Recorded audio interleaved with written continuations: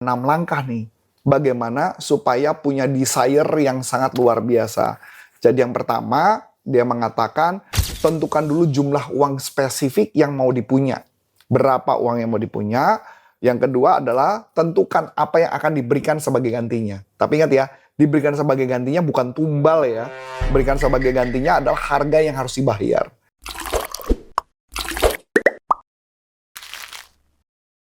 Nah, sahabat sales, kita mau bahas buku selling lagi nih. Kali ini ada satu buku yang menarik sekali dari Napoleon Hill.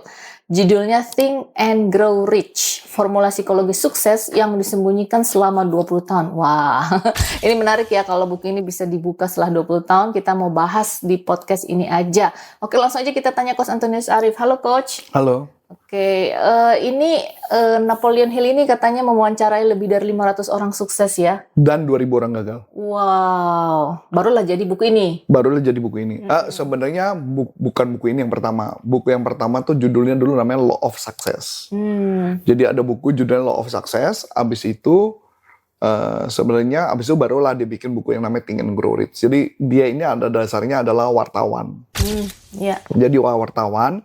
Dia mewawancarai mungkin mewawancarai atau kirim angket kepada 2000 orang gagal. Kenapa hidup mereka gagal, penyebabnya apa, dibikin angket, terus dan kemudian 500 orang sukses. Salah satunya adalah Andrew Carnegie dan ada beberapa orang lainnya yang kaya raya dan sebagainya diwawancara, dicari tahu apa penyebab mereka bisa kaya raya. Dan buku inilah, sebenarnya ini kalau ditanya Ibu, buku ini adalah harusnya ya. Setahu saya di zaman dulu, buku ini adalah buku wajib untuk para multi level marketing dan para sales asuransi. Oh ya. Cuman gitu ya? Karena buku ini cukup banyak memberitahu bagaimana konsep law of attraction, bagaimana cara tarik menarik, bagaimana caranya biar hidup lebih sukses dan sebagainya. Cuma kayaknya di masa sekarang malah buku ini kayaknya kurang terkenal gitu ya, kurang dibaca sama mereka. Padahal dalam buku ini kalau mama dibaca ini sangat ngebantu banget untuk terobosan menjadi sukses. Nah karena mereka mungkin belum dibaca ya berarti kita kupas aja kok. Kita kupas aja betul. Apalagi beliau ini bisa dikatakan beliau adalah bapak positive thinking, salah satu bapak positive thinking dan bapak mengenai bapak law of attraction ya, hukum tarik menarik gitu loh Bu. Nah kita bahas satu-satu ya. Nah kita akan bahas ada 5 poin. Jadi kita bahas ada 5 poin. Poin yang pertama adalah punya hasrat dulu. Setiap orang yang mau jadi kaya, setiap orang yang mau jadi sukses harus punya hasrat. Kalau dia nggak punya hasrat untuk sukses, maka dia nggak akan bisa mencapai kesuksesan. Ya, kalau orang itu cuma ngerasa, ya boleh kaya boleh, nggak kaya nggak apa-apa, ya sudah. Nah akibatnya dia tidak benar-benar kebakar. Jadi istilahnya punya burning desire, punya hasrat yang sangat kuat. Nah di dalam buku ini juga dibahaskan ada 6 langkah nih. Bagaimana supaya punya desire yang sangat luar biasa. Jadi yang pertama, dia mengatakan tentukan dulu jumlah uang spesifik yang mau dipunya. Berapa uang yang mau dipunya. Yang kedua adalah tentukan apa yang akan diberikan sebagai gantinya. Tapi ingat ya, diberikan sebagai gantinya bukan tumbal ya.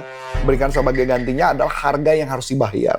Jadi artinya dia mau dapat uang sejumlah itu, harga berapa yang harus dia bayar. Dia kerja mati-matian seperti apa, stres seperti apa, itu yang dikasih gambarkan. Yang berikutnya adalah tetapkan tanggal pencapaian. Pengen tercapai itu tanggal berapa dan sebagainya. Kemudian lanjutkan buat rencana. Meskipun rencananya belum sempurna, paling nggak dia udah buat dulu. Kemudian tulis semua hal itu dalam bentuk tujuan hidupnya dia.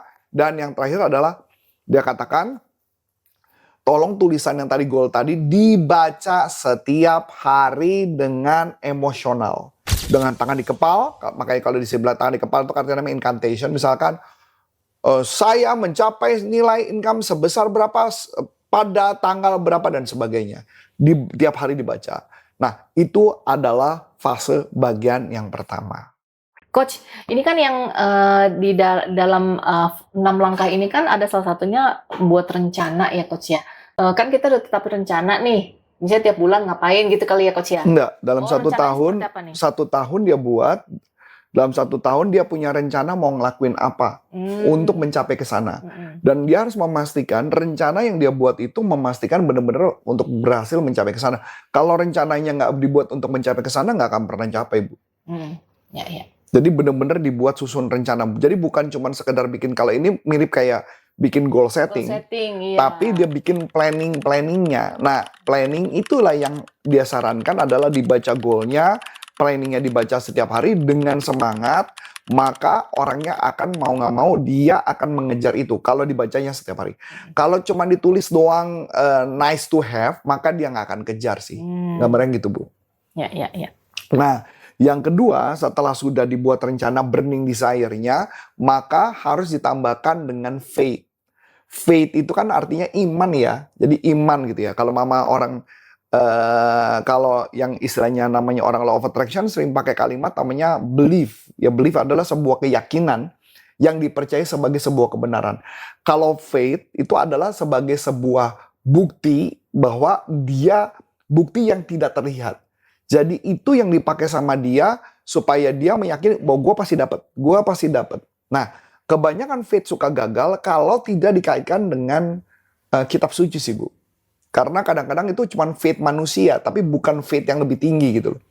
Makanya di kalimat gambarannya adalah dia harus ditambahkan dengan istilahnya faith itu adalah melakukan self-programming dan melakukan melalui auto-suggestion. Auto-suggestion artinya dibahas setiap hari, dibaca setiap kali, diulang setiap kali. Jadi formulanya adalah repetisi ditambah emosi, itu sama dengan belief atau faith. Jadi repetisi ditambah emosi, baru menjadi sebuah belief. Jadi kalau mama dia ngomong, saya percaya Tuhan memberkati saya, apapun yang saya lakukan dibuat berhasil. Dengan emosi, berulang-ulang. Itu disebut namanya auto-suggestion. Maka apa yang terjadi?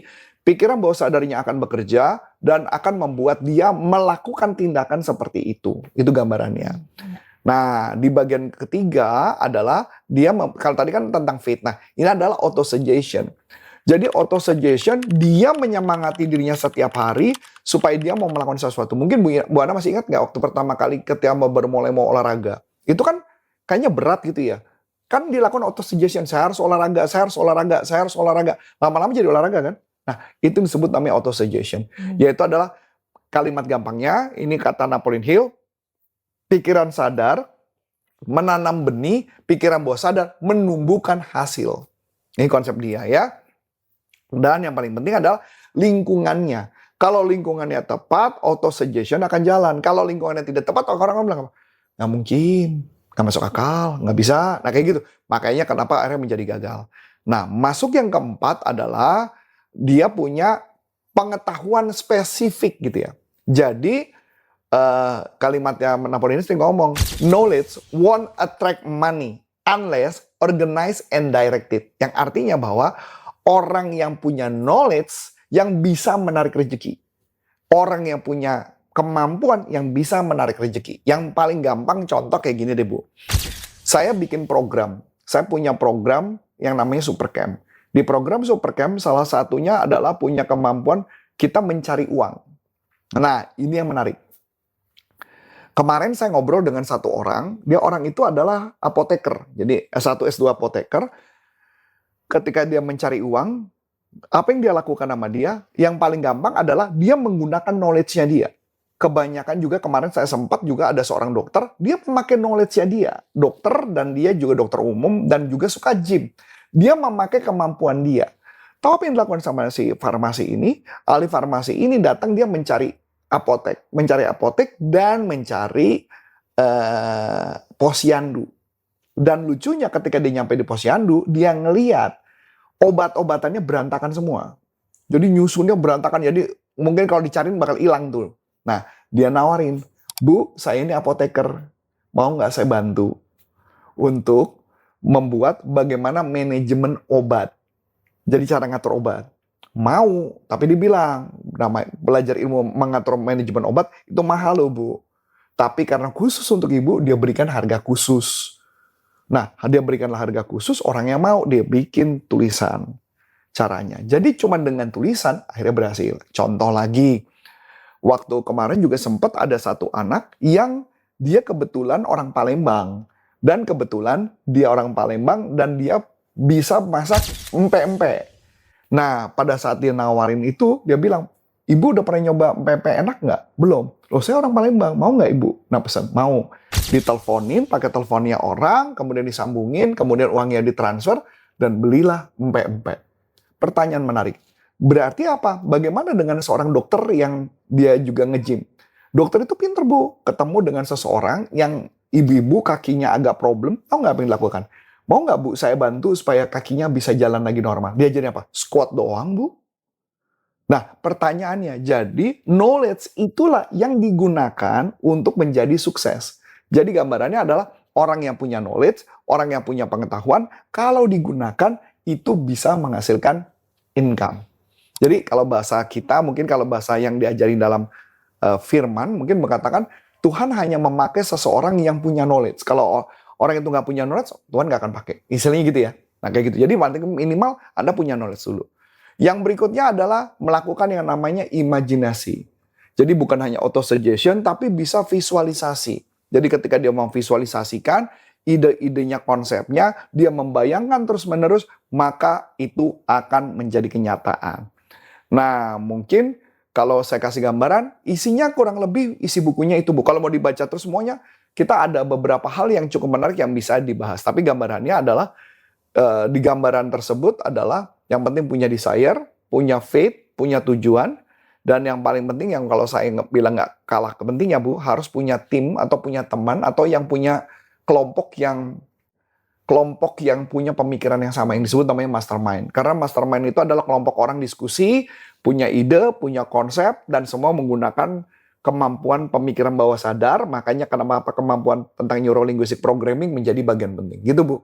Wah, menarik sekali ya ini ya Coach ya. Banyak ternyata ya sahabat sales yang bisa dibahas dari bukunya Napoleon Hill ini, Think and Grow Rich ya Coach ya. Oke, sahabat sales, kalau ada pertanyaan seputar topik kita kali ini, yuk langsung aja dilayangkan ke YouTube channel kita supaya YouTube channel kita ini semakin bertumbuh. Dengan saya Namelani Dan saya Coach Anton. Saya pun coba terima kasih, sukses buat Anda. Sampai jumpa. Banyak ide, omset melejit.